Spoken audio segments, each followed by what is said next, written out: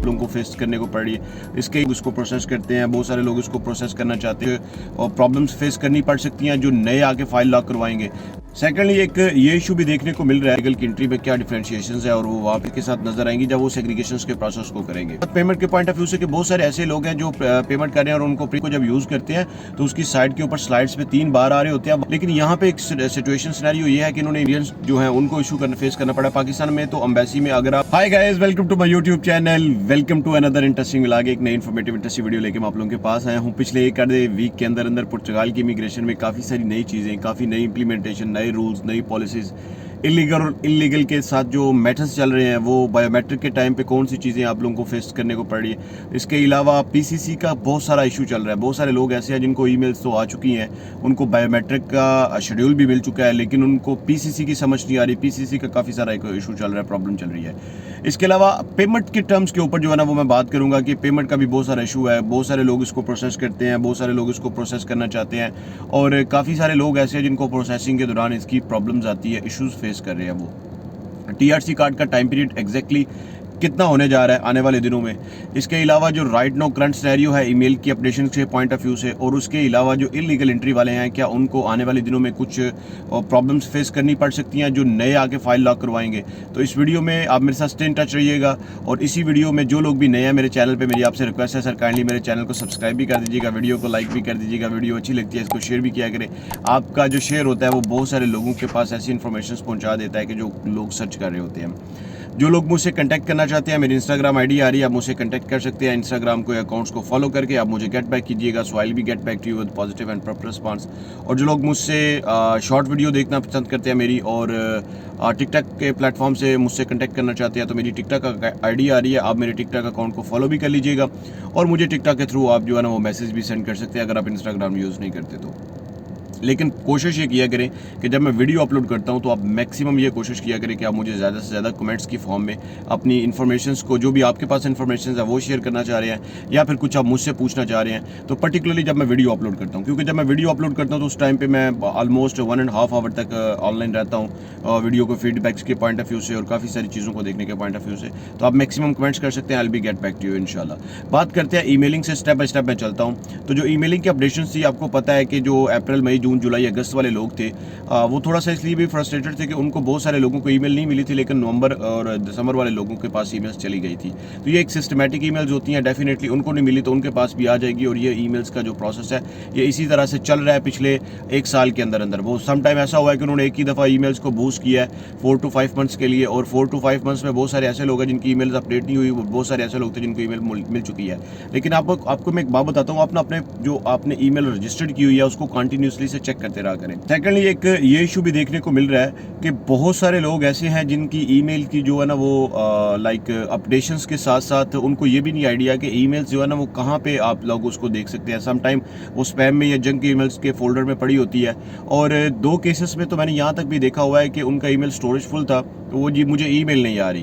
तो मैंने उनको बताया कि आप एक काम कीजिएगा, अपने ईमेल स्टोरेज को जो है ना वो आप कुछ डाटा को रिमूव करके देखिएगा तो माइट भी पॉसिबल। तो जिस दिन उन्होंने डाटा रिमूव किया उसी नाइट में उनको ईमेल जो है ना वो आना शुरू हो गई। तो ये वो चीज़ें होती हैं जो एक ह्यूमन एरर है जो हम लोगों से हो जाते हैं, तो आप इसको भी थोड़ा सा चेक किया करें। सेकंड स्टेप के ऊपर बात करते हैं कि इलीगल और इलीगल की एंट्री में क्या डिफरेंशिएशंस है और वो वहाँ पे क्या करने जा रहे हैं। क्या अभी उन्होंने बहुत सारे मुझसे पूछ रहे थे कि जी अभी जो ईमेल्स आ रही हैं उसमें लीगल वालों को ज़्यादातर ईमेल्स आ रही हैं, इलीगल वालों को कम ईमेल आ रही है। ऐसा कोई भी बात नहीं है, ये सिर्फ आप इधर से सुन के वहाँ किसी जगह से भी सुन के आपको इन्फॉर्मेशन मिल जाती है। तो इस तरह की कोई भी बात नहीं है कि जी इलीगल्स को ज़्यादा ईमेल आ रही है या लीगल वालों को नहीं आ रही। अभी तक उन्होंने इसकी सेग्रीगेशंस का प्रोसेस जो है ना वो स्टार्ट नहीं किया। जब वो सेग्रीगेशंस का प्रोसेस स्टार्ट करेंगे तो उसमें एक आप ये कह सकते हैं कि नुमाया तौर पर एक प्रॉपर उसमें जो है ना वो चीज़ें क्लियरिटी के साथ नजर आएंगी जब वो सेग्रीगेशंस के प्रोसेस को करेंगे। नंबर 2 जो एक इससे भी इंपॉर्टेंट पॉइंट है वो ये है कि जब आप अपना ईमेल रजिस्टर्ड करवाते हैं तो आप कोशिश किया करें कि अपना वो वाला ईमेल रजिस्टर्ड करवाया करें जिस ईमेल को आप जो है ना वो कंटिन्यूसली से लुक आफ्टर करते हैं। ये उन लोगों के लिए है जो नए वहाँ पे जाके अपनी फाइल को लॉक करवाएंगे। थर्ड नंबर के ऊपर मैं पेमेंट टर्म्स के ऊपर बात करता हूँ, फिर टाइम ड्यूरेशन के ऊपर भी जाते हैं और फिर आने वाले सिनेरियो को भी मैं एक्सप्लेन करता हूँ। तो ये जो बात आपको मैंने ईमेल्स के अपडेटिंग के पॉइंट ऑफ व्यू से बताई थी 1.5 मंथ पहले, एक मैंने वीडियो बनाई थी मार्च में मैंने उस वीडियो में बताया था कि मई के एंड तक ये सारे का सारा प्रोसेस जो है ये सारी चीज़ें क्लियर की जाएंगी।